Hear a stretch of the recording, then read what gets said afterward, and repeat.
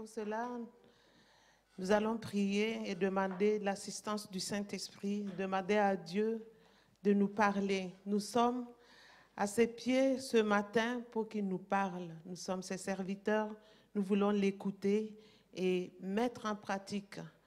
Donc voilà, nous allons prier. Seigneur Dieu Tout-Puissant, c'est une grâce, une faveur que de nous trouver dans ta présence et savoir que tu vas nous parler. Nous sommes tout oui.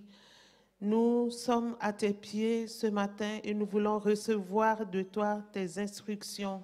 Il y a la vie dans tes instructions. Il y a la santé. Il y a tout ce dont nous avons besoin dans ta parole. Et c'est un privilège que nous avons de t'écouter ce matin. Alléluia. Nous te donnons nos cœurs, nous t'offrons nos cœurs. Et nous prions que, Seigneur, notre Dieu, tu prennes toute la place, que la parole prenne la place dans notre cœur, que quelqu'un soit transformé aujourd'hui, que quelqu'un reçoive la réponse à sa question aujourd'hui, quelqu'un reparte à la maison avec un sourire aux lèvres parce que tu lui aurais parlé. Manifeste-toi avec puissance et avec force. Nous pensons à ceux qui sont malades, qui n'ont pas pu se déplacer à cause de la maladie.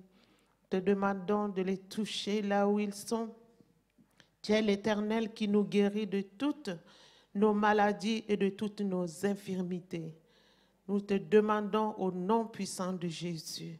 Saint-Esprit de Dieu, je dépends totalement de toi. La parole est esprit et c'est par l'esprit que nous pouvons la comprendre.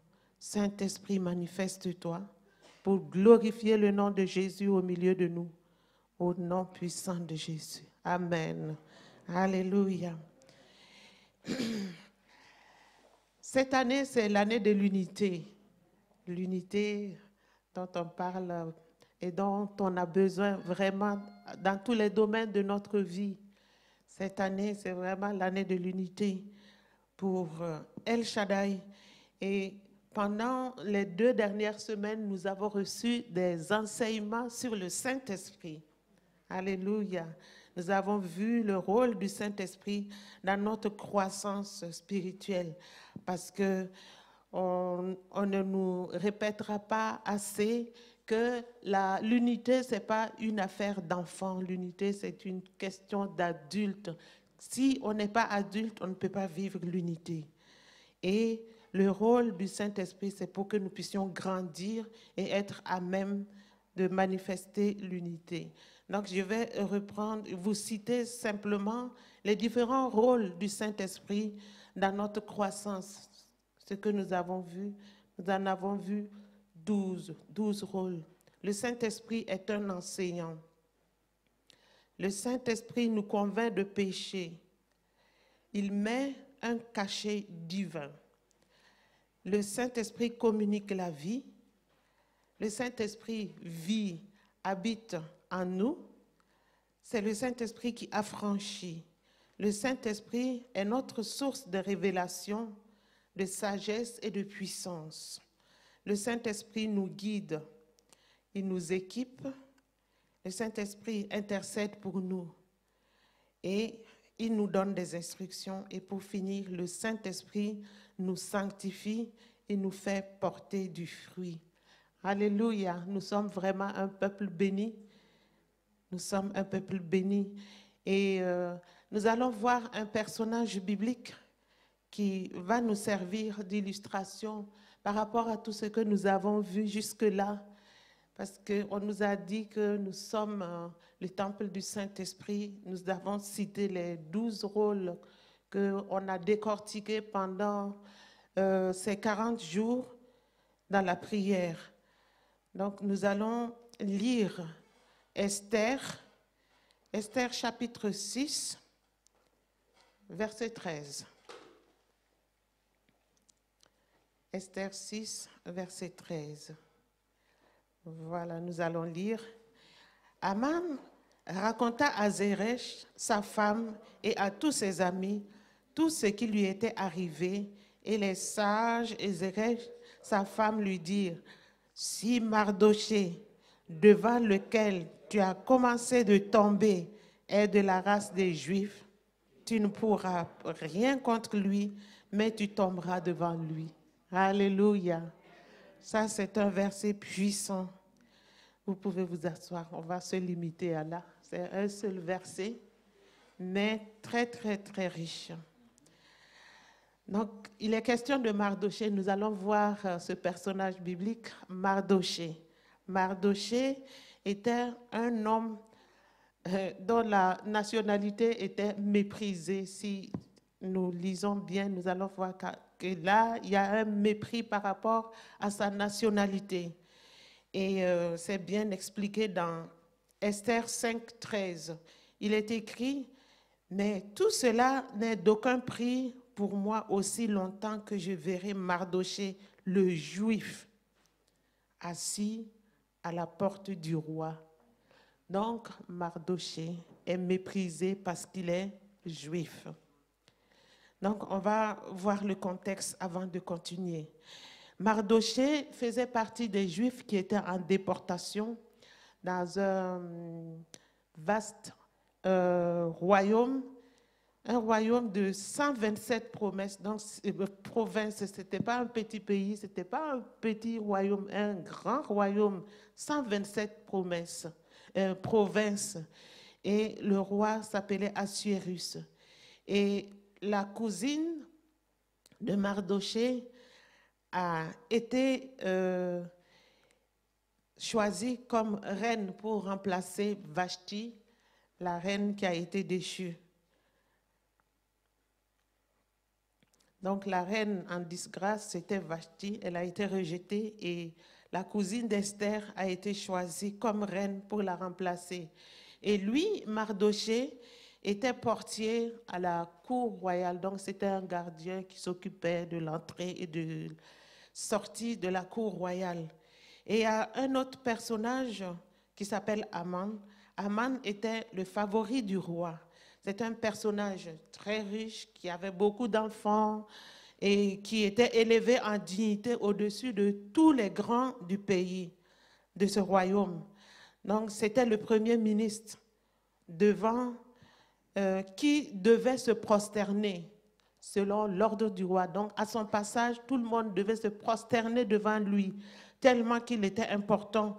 Le roi lui avait donné beaucoup d'importance. C'est Aman. C'est ce Aman, justement, qui est en train de mépriser Mardoché. Il méprise Mardoché en l'appelant le Juif.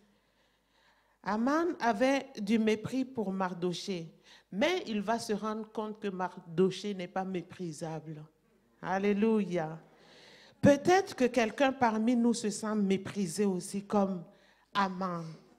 Peut-être que tu n'es pas considéré, tu es indigne d'estime, mais le Seigneur te dit aujourd'hui que tu n'es pas méprisable. Les hommes peuvent te mépriser, mais ils vont se rendre compte vite que tu n'es pas à mépriser, tu n'es pas méprisable. Alléluia. 1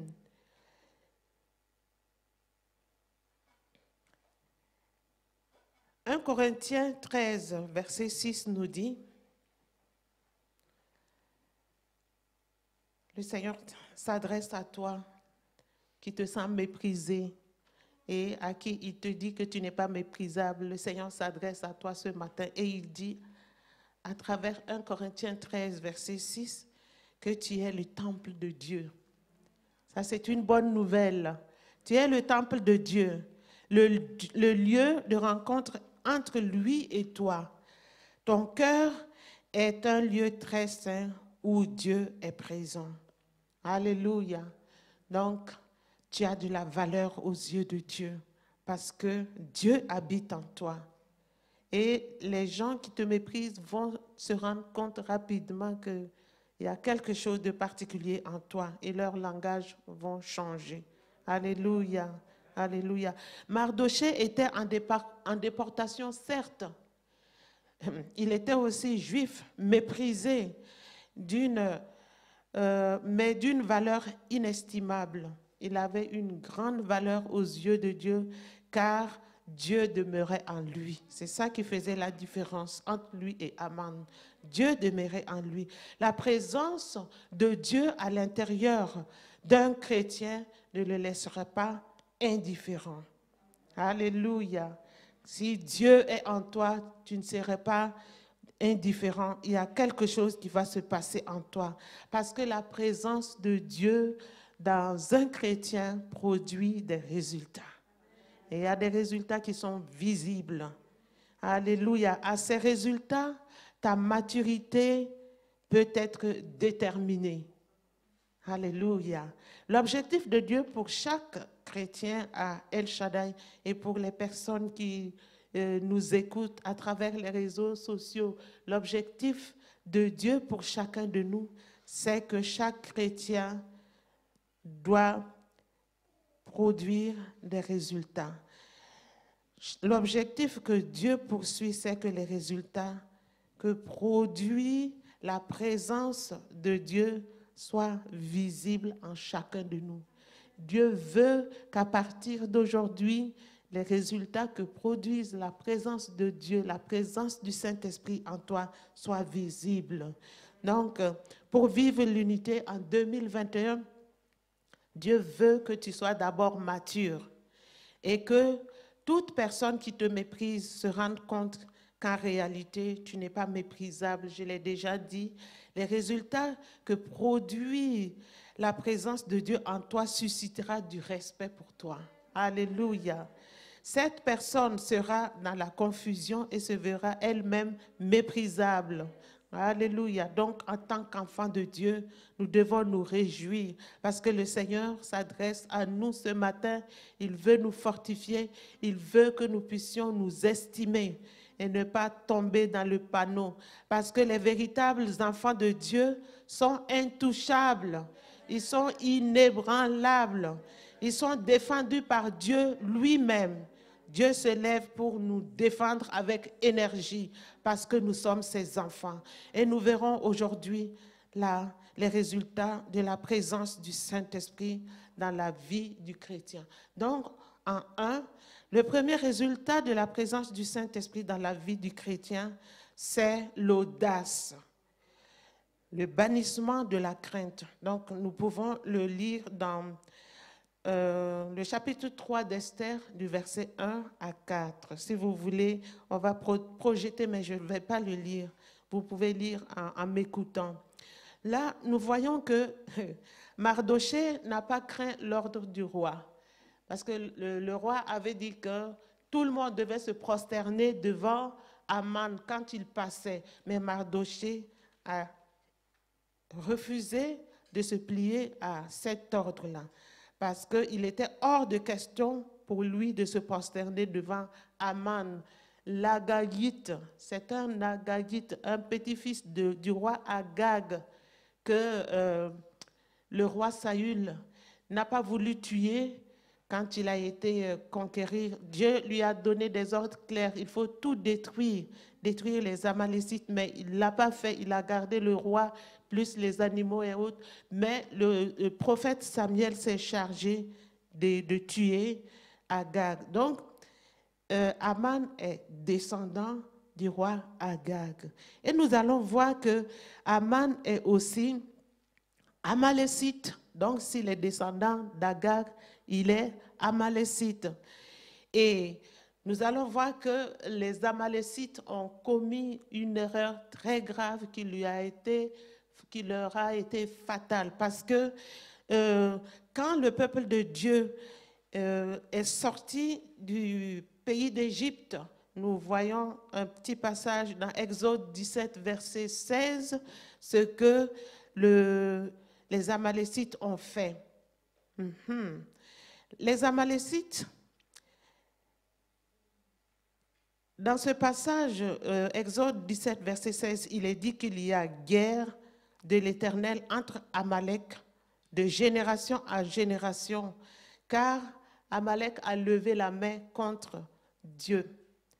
Il a levé la main contre Dieu parce que quand le peuple de Dieu est sorti et toutes les nations qui ont entendu comment Dieu a délivré son peuple du pays d'Égypte, toutes les nations tremblaient comme une feuille devant le peuple d'Israël. Tout le monde craignait le peuple d'Israël.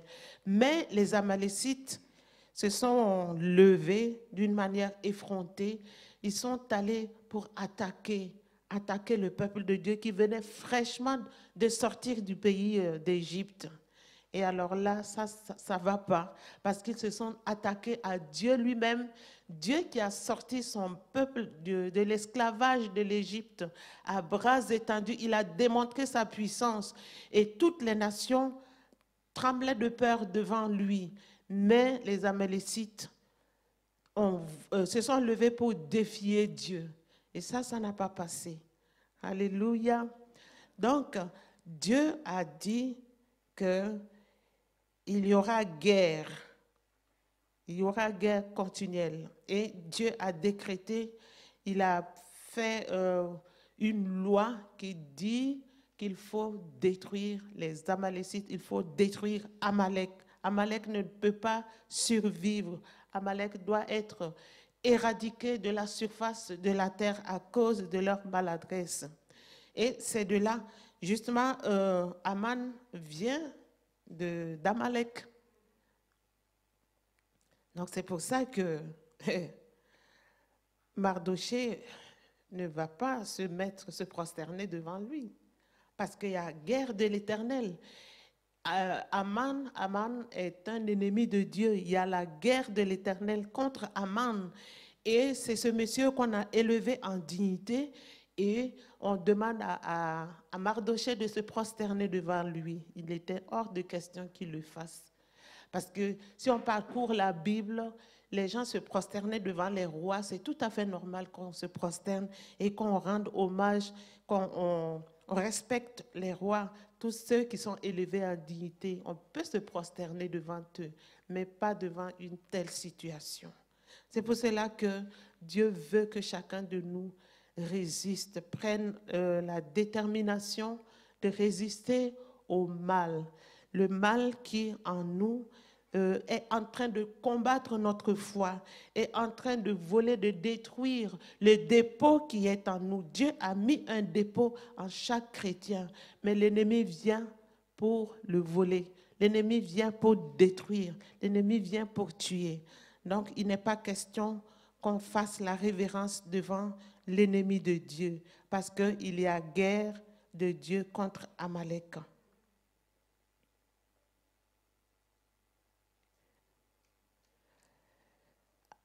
Amalek a voulu détruire le peuple de Dieu dès la sortie de l'Égypte. C'est comme un nouveau-né, une maman qui vient de connaître la délivrance, et puis on vient pour tuer déjà l'enfant. Ça ne va pas. Ça ne va pas du tout. Donc c'est un crime très, très, très grave. C'est pour cela que Dieu a fait sortir une loi irrévocable dans la vie du peuple de Dieu, lui commandant d'éradiquer Amalek de la surface de la terre.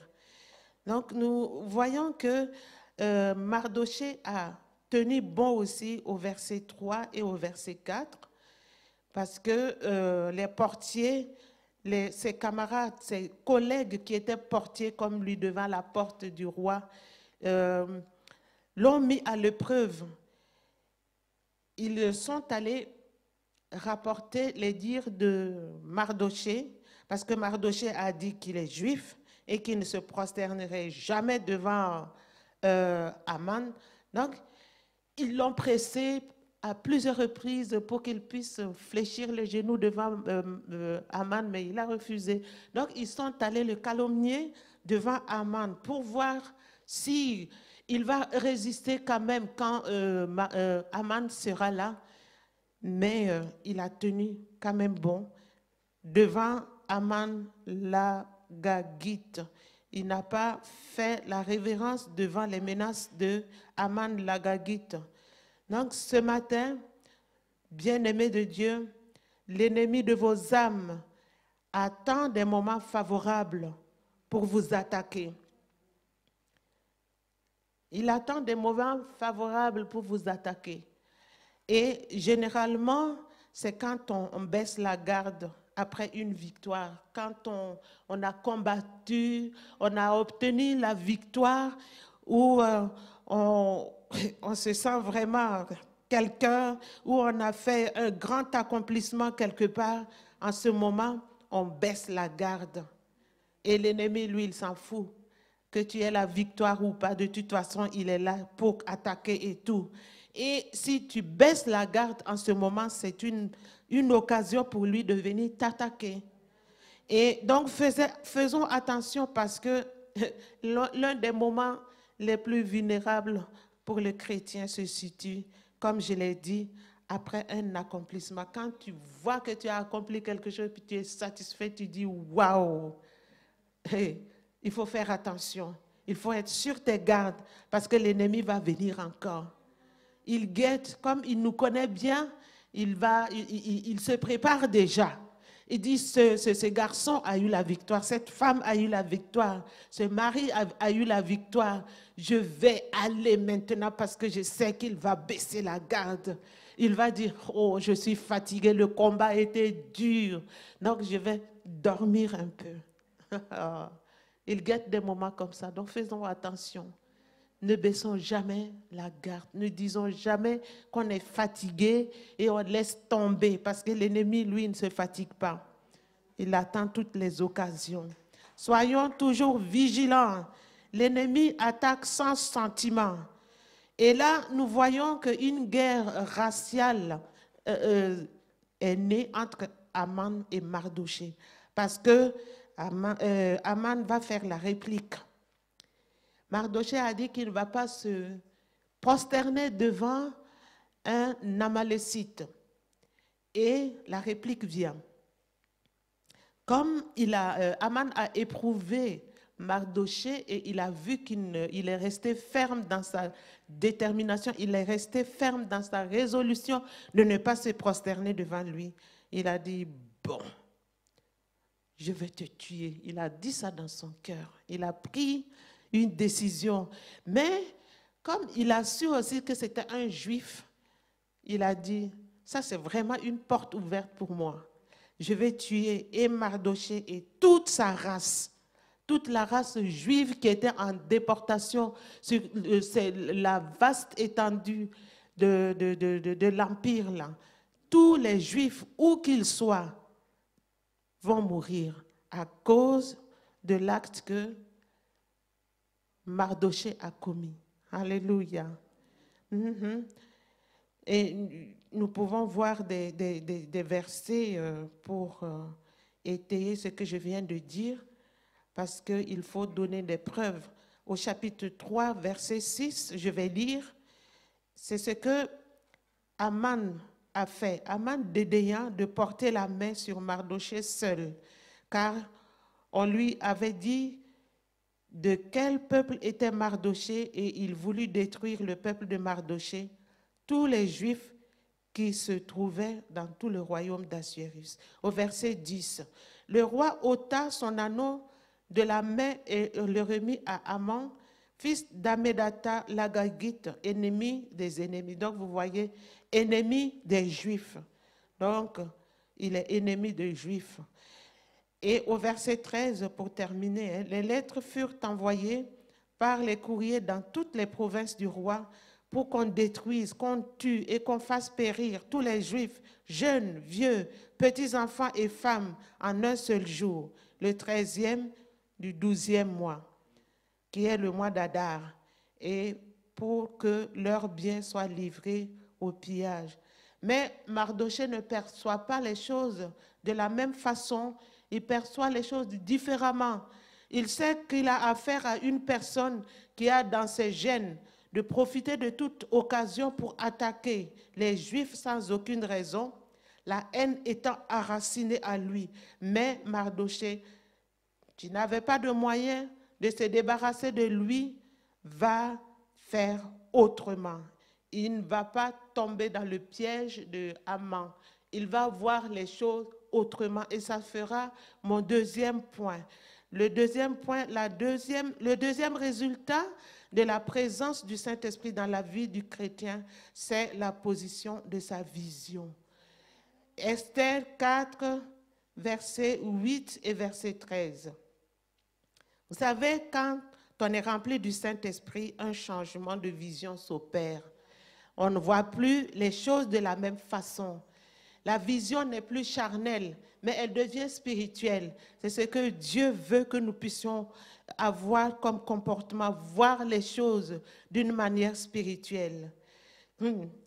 Aman, l'Amalécite, avait une vision étriquée des choses. Il ne voyait que la mort, la destruction et puis un peuple à éliminer, quoi.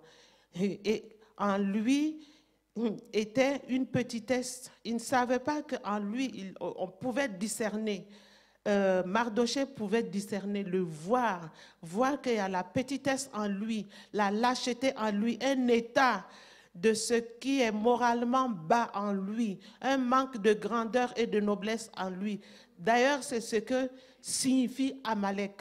Amalek veut dire demeure dans la vallée, c'est une demeure dans la vallée. Donc Amalek était une demeure dans la vallée, dans toutes sortes de bassesses, c'est-à-dire, je me répète, petitesse, servilité, lâcheté, état de tout ce qui est, état de ce qui est bas moralement, ce qui manque de grandeur et de noblesse. C'est un peuple descendant d'Ésaü. Ésaü, le frère jumeau d'Isaac, qui a, de Jacob, c'est pas Isaïe, de Jacob, qui a dans ses gènes de profiter de toute occasion pour attaquer les Juifs sans aucune raison. La haine étant tellement enracinée en lui qu'un Amalécite qui était sur la terre devait, par tous les moyens, s'attaquer aux Juifs. Donc les Juifs n'étaient pas en sécurité tant qu'il y a un Amalécite sur la terre. Les Juifs étaient en danger. Et par ricochet, le Juif aussi devait appliquer le commandement de Dieu de tuer Amalek, littéralement, car sa vie dépendait de sa défense. Plus il se défendait, plus il pouvait rester en vie. Mais nous allons voir que Mardochée ne s'est pas laissé faire. Aman était en position basse. Il était dans la vallée. Mais Mardochée va se mettre en position élevée. Il s'est mis en position élevée. Il ne s'est pas laissé dominer. Il voyait Aman à ses pieds. Lui, en position de dominant, Mardochée se voyait déjà dominant et Aman en position de dominer. Donc vous voyez, quand vous venez au Seigneur, vous devez avoir cette attitude-là, vous mettre en position élevée, ne pas rester en bas avec les autres, avec vos ennemis. Bien-aimés, il ne faut pas vous laisser impressionner. Là, Aman était le favori du roi. Il était craint par tout le monde. Il était le numéro 1. Il était le favori du roi. Quand il claquait le doigt, ça s'exécutait tout de suite, mais Mardochée ne s'est pas laissé faire. Il était méprisé d'ailleurs, mais il s'est mis en position élevée. Il ne s'est pas laissé piétiner. Ses pensées étaient élevées au-dessus de celles d'Aman. Et son attitude aussi. Et il ne s'est pas limité à là, il a élevé sa foi aussi. Parce que là, il s'est dit, comme dans le livre de Job, je ne mourrai pas, je vivrai et je raconterai les œuvres de l'Éternel. Il s'est certainement dit, je ne mourrai pas. Il a refusé la mort. Il n'a pas accepté cela comme une fatalité. Et sa vision était élevée. Puisque sa vision était élevée parce qu'il était en position élevée, alors il pouvait voir un petit Aman. Même, quand bien même il était premier ministre, pour Mardochée, c'était un petit Aman, un servile, un lâche, moralement bas, qui manque de grandeur et de noblesse. Je répète ça pour qu'on puisse voir jusqu'où on peut vraiment avoir la victoire, ne pas se laisser faire. Aman a été minimisé par Mardochée. Donc, Mardochée va utiliser toutes les ressources possibles. Au chapitre 4, si nous lisons bien, nous allons voir que Mardochée va utiliser toutes les ressources possibles pour rester justement dans la victoire. Parce que la guerre est déclenchée et il a mis son intelligence en marche. Il a utilisé son intelligence, ses relations. Il a utilisé toutes les informations qu'il faut. Et son temps, il ne s'est pas limité seulement au spirituel, mais physiquement, il a mis tout ce que le Seigneur lui a donné. Il a mis tout ça en marche pour pouvoir rester ferme. Alléluia. Et nous voyons qu'il n'a pas été passif non plus. Il n'a pas eu peur de Haman, il n'a pas eu peur de la loi, du décret du roi, parce que le roi s'est laissé avoir. Puisque Haman a pris la décision de tuer et Mardochée et tout son peuple, il est allé vendre le peuple juif au roi. Il est allé les accuser en disant « Ah, il y a un peuple dans ton pays, là, dans ton royaume qu'il faut tuer. Il faut les massacrer tous parce qu'ils n'observent pas ce qui se passe ici. C'est un peuple voilà, à éliminer. » Et le roi s'est laissé avoir. Donc, le roi a donné son anneau, son tampon à Haman pour qu'il puisse écrire des lettres et envoyer partout sur l'étendue du territoire pour déterminer une date précise et dire que les Juifs doivent être tués tous en un seul jour. En un seul jour, tous les Juifs doivent partir. Que ce soit des vieux, des jeunes, des femmes, des enfants, tous doivent être tués. Donc, voilà ce qu'il a fait. Il a eu le roi dans sa poche.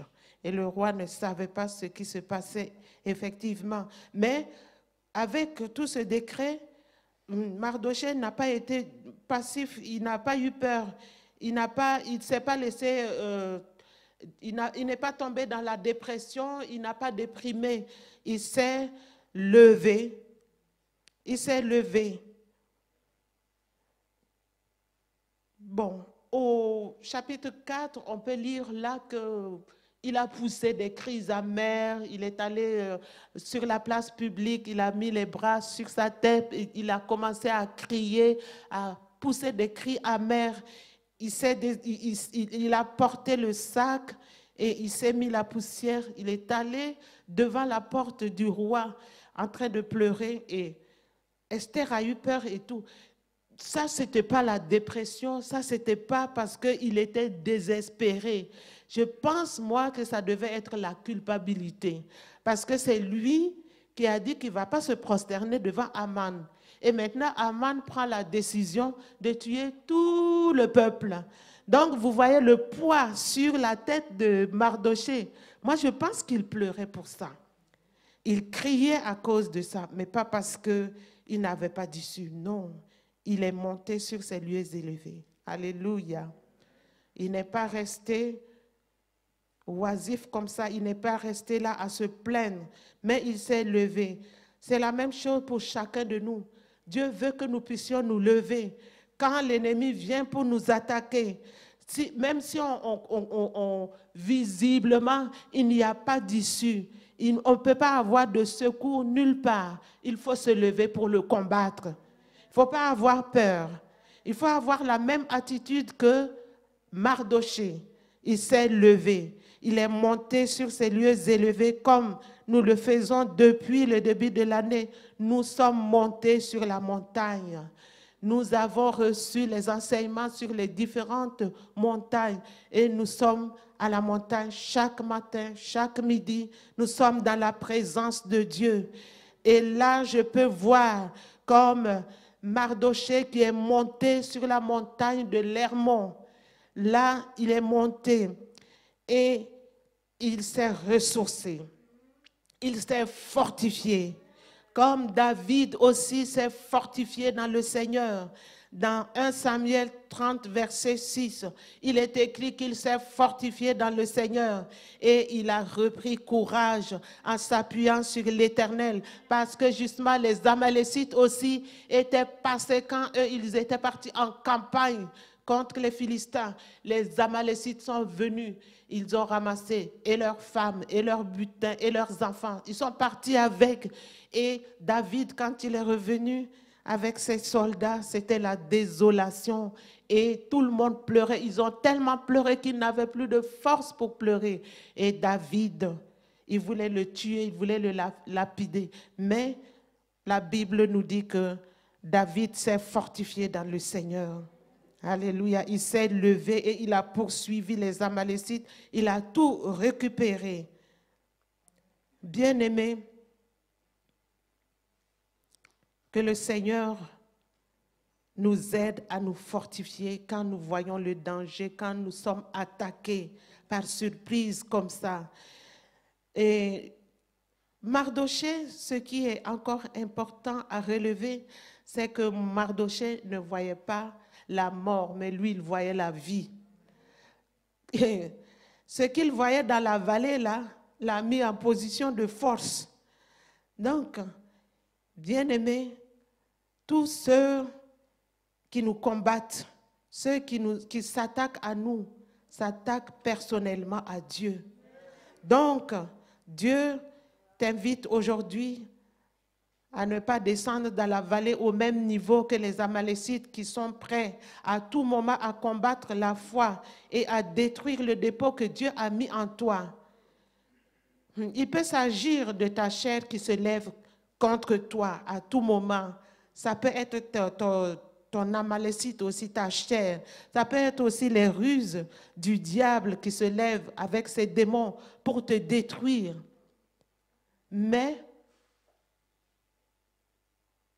ne descends pas au niveau des Amalécites. Il faut monter plus haut que eux. Parce que le Seigneur te donne la promesse aujourd'hui comme il l'avait fait à Josué. Il a dit à Josué, vois comme Josué. Vois tes ennemis qui sont déjà livrés entre tes mains. Ne crains rien. Dieu a dit à Josué, vois, je livre entre tes mains Jéricho et son roi, ses vaillants soldats. Alléluia. Vois, en position élevée, vois. Tu es capable de tout voir quand tu es élevé, quand tu es haut. Mais ne reste cependant pas seul dans tes difficultés parce que tu as besoin d'aide, tu appartiens à une communauté. Ne te retire pas tout seul en disant que ouais, tout seul je peux y arriver. Non, le faire aiguise le fer. Quand on lit bien entre les lignes, quand Dieu a livré les ennemis, Jéricho et son roi, ce n'était pas à Josué seul, c'était toute l'armée. Lui, il était à la tête, mais c'est tout le peuple. Et Mardoché aussi, c'est ce qu'il a fait. Si nous lisons bien les récits d'Esther, nous allons voir qu'il a eu recours à Esther. Et entre Esther et Mardoché, Esther a envoyé des gens qui sont allés parler à Mardoché et eux, ils sont venus rapporter à Esther. Et après, quand Esther a décrété le jeûne de trois jours, ce n'était pas seulement Mardoché qui avait jeûné et prié, c'était tous les Juifs qui étaient dans la capitale à Suse. Donc, ils étaient d'un commun accord. Ils ont jeûné pour prier pour Esther. Et Esther aussi a jeûné et prié. On a besoin de l'un et l'autre. Ensemble, nous sommes forts. Comme on a dit, on a entendu la proclamation. Ensemble, nous sommes forts. Alléluia. Donc, nous allons voir le troisième résultat de la présence du Saint-Esprit dans la vie du chrétien. C'est une vie victorieuse. C'est au chapitre 4. Mardoché proclame que le peuple de Dieu ne peut pas mourir. C'est ce que lui, il a vu. Et il le proclame, le peuple de Dieu ne peut pas mourir. Il ne peut pas être détruit, comme l'affirme Jérémie 31, versets 35 à 37. Là, il est dit que le peuple de Dieu ne peut pas être détruit. Donc, Mardochée a mis sa foi en action. Il a mis sa foi en action dans le chapitre 4. Comme 1 Jean 5, verset 4 le dit, la victoire qui triomphe du monde, c'est notre foi. Car tout ce qui est né de Dieu triomphe du monde, et la victoire qui triomphe du monde, c'est notre foi. Donc, il a mis sa foi en action pour avoir une vie victorieuse, pour avoir la victoire sur la situation. Donc, il a ordonné dans un premier temps au verset 8, il a ordonné à Esther d'aller implorer la grâce du roi. Et Esther envoie comme réponse, c'est ma mort. Si je vais comme ça, je vais mourir. Ce n'est pas possible. Tout le monde sait qu'il y a une loi qui interdit de rentrer dans la cour royale comme ça, dans la cour intérieure, sans avoir été convoqué. Et ça fait 30 jours que je n'ai pas été appelée. Je ne peux pas aller. Je ne peux pas aller. Donc, c'est l'action de Mardochée que nous voyons ici, l'action de foi. Il a ordonné à Esther d'implorer la grâce. Et quand il a entendu la réponse, il est monté d'un ton. Il est passé à un ton supérieur. Il utilise maintenant la menace au verset 13. Et pour que Esther puisse comprendre que si elle laisse Aman en vie, malgré sa position privilégiée, malgré la position privilégiée d'Esther, elle aussi, elle va mourir. En tout cas, Aman ne la laissera pas en vie. Comme elle est juive, sa mort est garantie. Donc, il lui dit, de toute façon, ne t'en fais pas, le secours là va venir. Moi, je suis sûre, j'ai la certitude que nous n'allons pas mourir. Donc, Dieu va envoyer le secours. Mais, quand le secours va venir, d'ailleurs, Aman, lui, il sera encore en vie. Et tant que Aman sera en vie dans la cour royale, il ne va pas te laisser, toi, Esther, survivre. Toi, il va te tuer. Te tuer toute ta maison aussi. Donc, il est monté d'un ton pour faire comprendre à Esther par la menace qu'il faut prendre la chose au sérieux. Parce qu'il n'est pas question que le peuple de Dieu périsse. Donc, nous voyons aussi au verset 14 que la menace a été quand même accompagnée d'un petit message d'espérance, puisqu'il a dit, le secours va venir quand même. Il a menacé Esther, mais il a dit que le secours va venir. Donc, c'est quelque chose qui n'est pas négligeable. Alléluia. Ce petit message d'espérance. Dieu enverra de toute manière du secours pour empêcher à son peuple d'être exterminé. Donc, le Seigneur nous appelle aujourd'hui à avoir une vie victorieuse, une vie de foi constante comme celle de Mardochée. Sa foi a été constante, sa foi ne s'est pas vacillée. Sa foi lui a donné de triompher dans cette situation. Donc, Dieu nous appelle à avoir une vie de victoire, une vie de foi constante, parce que c'est la foi qui va nous donner d'avoir la victoire sur le péché. Parce que nous savons que le péché est notre ennemi, la chair est notre ennemi, le diable est notre ennemi, l'ennemi de nos âmes. Il veut nous détruire, il veut nous détourner de la voie de Dieu. Mais avec la foi, nous allons avoir la victoire. Il faut que la foi soit constante. Il y a une lutte constante entre la chair et l'esprit, entre les œuvres de la chair et celles de l'esprit. L'ennemi ne vient que pour tuer, voler, détruire, mais Christ a détruit ses œuvres à la croix. Donc, nous sommes en position de victoire, de position de force. Nous allons en vainqueur et pour vaincre. Pour cela, gardons la foi, que notre foi soit constante. Quatrième résultat de la présence de Dieu dans la vie du chrétien, c'est la productivité. Toujours dans le chapitre 4, Mardochée lui-même s'est accroché à la vie, malgré la loi inviolable de la mort qui pesait sur eux. Il refusa la fatalité et voulut vivre pleinement la vie abondante que le Seigneur donne. La vie est un cadeau, il faut la vivre. Dieu a donné la vie au peuple d'Israël, même s'ils étaient en captivité, ils avaient le droit de vivre. Ils avaient, oui, c'est un droit. La vie est un droit, il faut la vivre. Donc, il a refusé la mort. Donc, pour lui-même, il s'est accroché à la vie. Parce que pour être productif, il faut d'abord avoir quelque chose à produire, à reproduire. Donc, pour être actif, il fallait que Mardochée soit lui-même une source de bénédiction, qu'il soit lui-même la source de la vie pour pouvoir produire, pour pouvoir répandre la vie tout autour de lui. Parce que Mardochée a apporté la vie autour de lui. Parce qu'il s'est accroché à la vie, il a pu apporter la vie aussi autour de lui. Il a su réveiller Esther et la tenir en éveil. Il a ranimé son courage au verset 16, si nous lisons le verset 16. Dans le verset 16, Esther a donné à son tour un ordre à son oncle.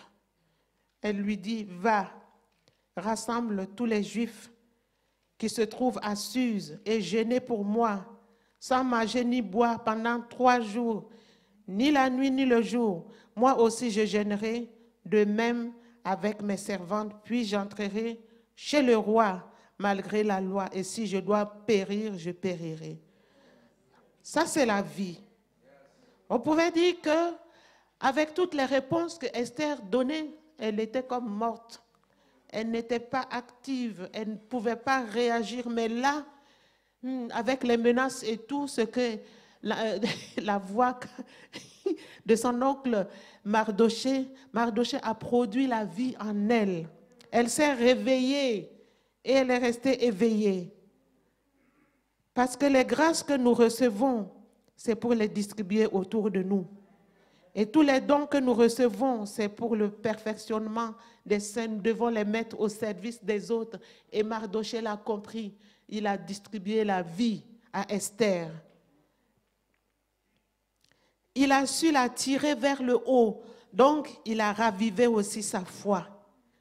Et nous voyons que la foi d'Esther a été ravivée parce qu'elle a décrété le jeûne, sa dépendance vis-à-vis de Dieu. Elle a pris la décision, la détermination d'aller voir le roi par la foi.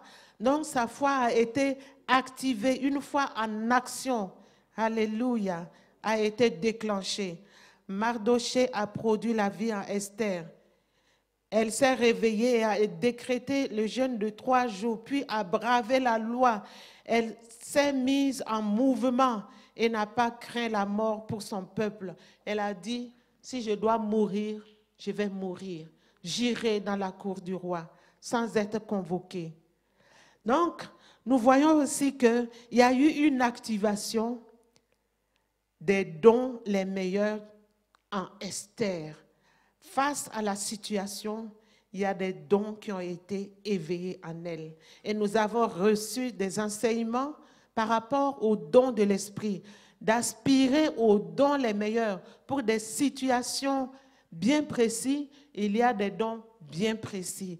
Et pour cette situation précise où elle devait se présenter devant le roi et demander la vie pour elle et pour son peuple, il lui a fallu l'activation de certains dons pour qu'elle puisse parler correctement. Parce que si elle était maladroite, ça allait capoter. Mais le Saint-Esprit était là pour la guider. Alléluia. Elle était animée de courage, de sagesse. Quand nous lisons le chapitre 5 du verset 1 au verset 8, plus le chapitre 7, verset 1 au verset 8 aussi, nous allons voir comment elle a usé de sagesse, de stratégie, de bons plans pour arriver à ses fins. Elle n'est pas allée dire directement au roi, oui, Aman là, le premier ministre là, tu le vois, il veut nous tuer, tue-le. Ne le laisse pas faire. Nous ne sommes pas d'accord. En tout cas, moi, je suis juive. Tu vois Mardoché là-bas, il est juif, c'est mon oncle. Ce monsieur-là, il a pris un décret. Il est venu nous vendre pour qu'on puisse nous tuer en un seul jour. Il ne faut pas le laisser faire. Si elle avait fait ça, elle allait même périr ce jour-là. Et ça allait aggraver la situation. Mais il fallait qu'elle soit stratégique, qu'elle ait des bons plans, qu'elle ait le discernement pour parler au bon moment. Alléluia. Ça aussi, ça fait partie des enseignements que je donne aux femmes qui sont en difficulté dans leur mariage, les mariages en turbulence. Vous allez voir que j'ai une session qui parle de ça. Alléluia. Donc, Dieu nous appelle à avoir une vie de productivité. Voilà ce que Mardoché a réussi à faire. Il a produit la vie non seulement en Esther, et le peuple juif à Suse, dans la capitale, a jeûné et prié aussi. Ils ont arrêté de pleurer, de se lamenter, ils ont jeûné pour soutenir Esther. Et après, quand Esther a eu la victoire devant le roi, avec le temps, si nous lisons bien tous les livres d'Esther, nous allons voir que c'est tout le peuple juif qui a eu la vie sauve. Donc, Mardoché a été vraiment productif. Donc, Dieu nous appelle à ne pas oublier, à ne pas garder les dons pour nous-mêmes, mais de mettre nos dons au service des autres. C'est l'année de l'unité. Nous devons nous aider les uns les autres. Nous devons nous épauler les uns les autres. Tantôt, j'ai dit de ne pas rester seul, de venir parce que tu appartiens à une communauté. Donc, si vous avez des moyens d'aider, il faut aider ceux qui sont faibles, ceux qui ont besoin. Que Dieu vous donne le discernement, que Dieu nous donne le discernement pour que nous puissions voir les gens qui ont besoin d'aide, ne pas les juger, mais leur apporter de l'aide, parce que c'est l'année de l'unité. Nous devons avancer ensemble, nous devons grandir ensemble. Il ne faut pas qu'il y ait des gens qui soient devant, qui courent et qui laissent les autres derrière. Nous devons nous épauler, aller ensemble, avancer ensemble, parce qu'il y a la force dans l'unité. Alléluia. Quand nous nous unissons, quand les fourmis s'unissent, elles peuvent soulever des proies plus lourdes que elles. Alléluia. Comme le temps passe,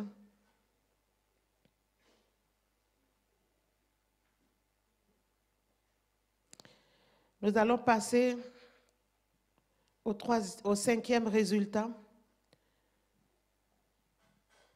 de la présence du Saint-Esprit. C'est la distinction. Si vous voulez, vous pouvez marquer l'honneur, l'élévation, la distinction. Quel bonheur! Au chapitre 6 du livre d'Esther, nous allons voir le bonheur que Mardoché a eu. Il a été honoré. Quel honneur pour Mardoché de revêtir le vêtement que le roi a déjà porté et de se faire promener par le premier ministre à travers la capitale sur le cheval sur lequel le roi lui-même est monté. Quel honneur d'être à cheval et de se voir proclamé par le premier ministre qui se met à courir à pied devant. Quel honneur de voir son pire ennemi, plus fort que soi, être ridiculisé devant toi. Alléluia. C'est ce que le Seigneur a fait. On n'a pas le temps, peut-être qu'on va lire le chapitre 6 là. Chapitre 6 d'Esther. Ça vaut la peine d'être lu parce que c'est très important pour nous en tant qu'enfants de Dieu.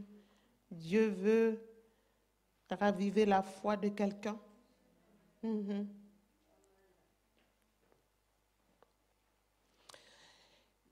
Je ne vais pas lire tout. Cette nuit-là, le roi ne put pas dormir et il se fit apporté le livre des Annales, des Chroniques. On les lut devant le roi. Et il trouva écrit que ce que Mardochée avait révélé au roi de Bigtan et de Téresh, les deux eunuques du roi, gardes du seuil, qui avaient voulu porter la main sur le roi Assuérus. Le roi dit, quelle marque de distinction et d'honneur Mardochée a-t-il reçu pour cela? Il n'a rien reçu, répondirent-ils, ceux qui servaient le roi. Alors le roi dit, qui est dans la cour? Aman était venu dans la cour extérieure de la maison du roi pour demander au roi de faire pendre Mardochée au bois qu'il avait préparé lui-même. Les serviteurs du roi lui répondirent, c'est Aman qui se tient dans la cour. Et le roi dit, qu'il entre. Aman entra et le roi lui dit, que faut-il faire pour un homme que le roi veut honorer? Aman se dit en lui-même, quel autre que moi le roi voudrait-il honorer? Et Aman répondit au roi, pour un homme que le roi veut honorer, il faut prendre le vêtement royal dont le roi se couvre et le cheval que le roi monte et sur la tête duquel se pose une couronne royale. Remettre le vêtement et le cheval à l'un des principaux chefs du roi, puis revêtir l'homme que le roi veut honorer, le promener à cheval et à travers la place de la ville et crier devant lui. C'est ainsi que l'on fait à l'homme que le roi veut honorer. C'est quand même intéressant, je vais tout lire. Le roi dit à Aman, prends tous de suite le vêtement et le cheval, comme tu l'as dit, et fais ainsi pour Mardochée. Alléluia.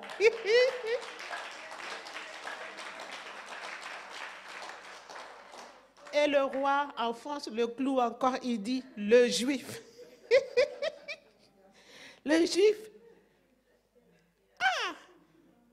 Aman, le juif qui est assis à la porte du roi, ne néglige rien de tout ce que tu as mentionné. Et Aman prit le vêtement et le cheval. Il revêtit Mardochée et le promena à cheval à travers la place de la ville. Et il cria devant lui, c'est ainsi que l'on fait à l'homme que le roi veut honorer. Mardochée retourna à la porte du roi et Aman se rendit en hâte chez lui, désolé et la tête voilée. C'est pourquoi j'ai pris le texte du verset 13 là, comme base au départ, à l'introduction. Aman raconta à Zérek, sa femme et à tous ses amis, tout ce qui lui était arrivé. Et les sages et Zérek, sa femme, lui dirent, si Mardochée, devant lequel tu as commencé de tomber, est de la race des Juifs, tu ne pourras rien contre lui, mais tu tomberas devant lui. Alléluia. Voilà ce que le Seigneur fait. Quand tu marches selon l'Esprit, il va te distinguer comme ça. Alléluia. Donc, ne négligeons pas les enseignements que nous avons reçus sur le rôle du Saint-Esprit. Allons écouter encore, réécoutons.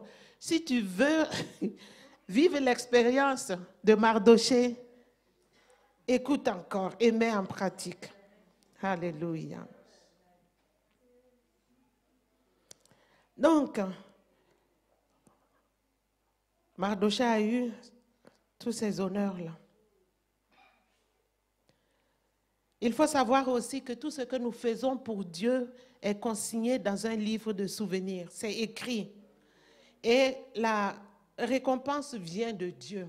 Malheureusement, il y a beaucoup de chrétiens qui veulent la récompense, qui forcent la main. Mais regardez ici, Mardochée n'a rien réclamé.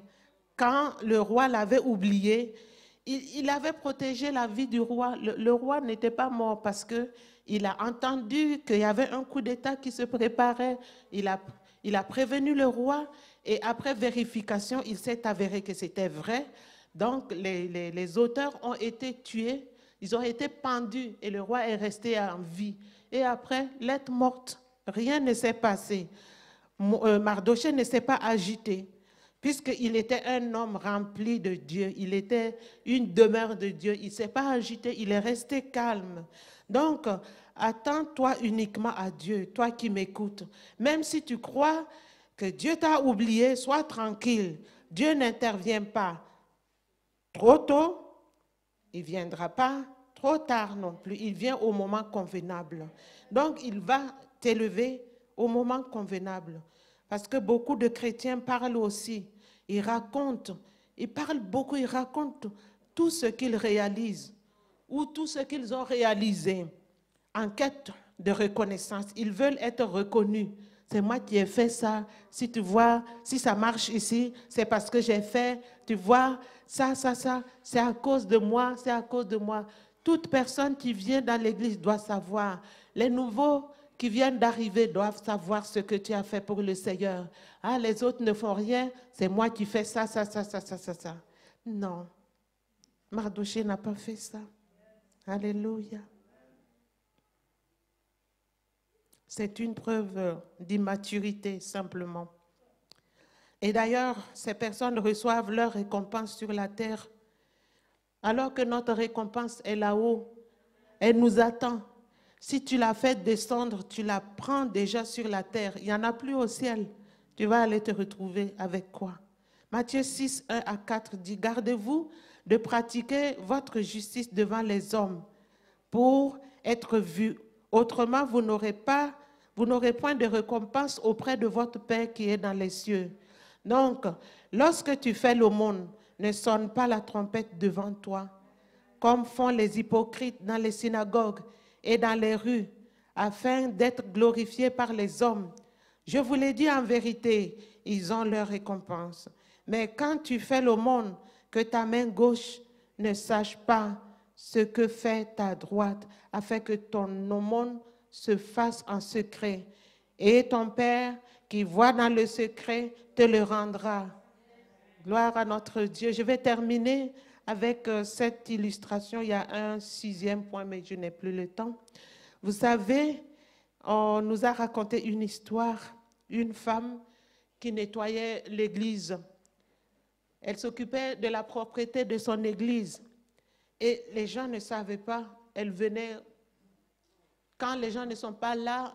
Et le dimanche, quand on vient, tout est propre, il n'y a pas de poussière, tout est bien rangé et tout. Et le pasteur a fait des enquêtes et il a trouvé que c'était telle dame, dame X. Et pendant un culte, il fait des éloges à la femme et tout ça, et il l'appelle devant, lui donne le micro pour qu'elle puisse donner un témoignage qui va réconforter les autres, un témoignage qui va aider les autres à faire comme lui, à bien ne pas se montrer, à être humble et tout. Il l'a présenté comme une femme humble. Voilà un exemple de femme humble. Donc, quand la femme a pris le micro, elle a dit, oui, je suis humble. C'est vrai, je suis humble. C'est moi qui ai fait ça. Elle a tout cité en disant, je suis humble. Donc, elle a tout gâté. Tout gâté. Que le Seigneur nous aide. Nous qui aimons parler beaucoup. Que Dieu nous aide à fermer notre bouche. Je vais quand même dire le point, mais je ne vais pas commenter.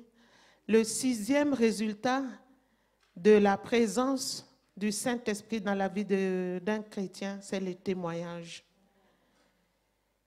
Si Mardochée était un chrétien de notre temps, et il pourrait s'inscrire à chaque Happy Sunday pour témoigner.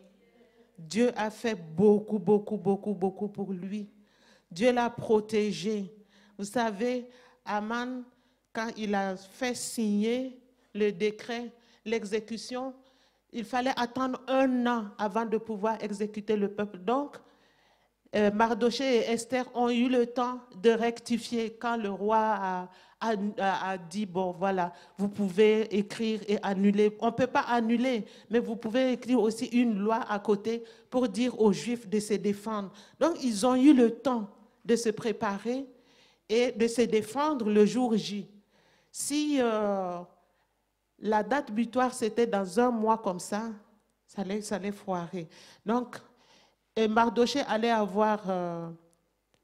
pouvoir témoigner de l'élévation, la confusion de son ennemi. Donc, la terreur de Haman, quand le roi a su que c'était Haman qui avait fomenté le coup, alors Haman était saisi de terreur. Alléluia. Et nous avons vu comment le Haman est terminé sur le poteau qu'il avait dressé pour Mardochée lui a été utile. Donc, tout ça, ce sont des points, des témoignages pour dire qu'une vie chrétienne sans témoignage, c'est vraiment triste. Et une église où on ne donne pas le temps de faire des témoignages, il y a quelque chose qui manque. Donc, que le Seigneur nous aide afin que nous puissions avoir de l'audace, avoir une vision élevée, avoir une vie victorieuse et avoir une vie où nous pouvons avoir l'honneur que donne le Saint-Esprit et une vie de témoignage à raconter et à raconter. Pas seulement au Happy Sunday, mais à tous ceux qu'on rencontre, à qui on veut parler de la puissance de Dieu.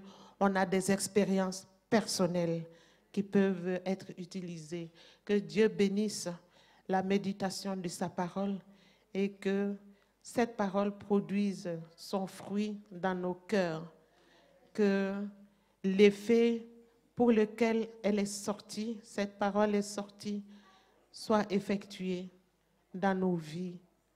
Nous prions au nom de Jésus-Christ, notre Seigneur. Amen. Amen. Voilà, que Dieu vous bénisse.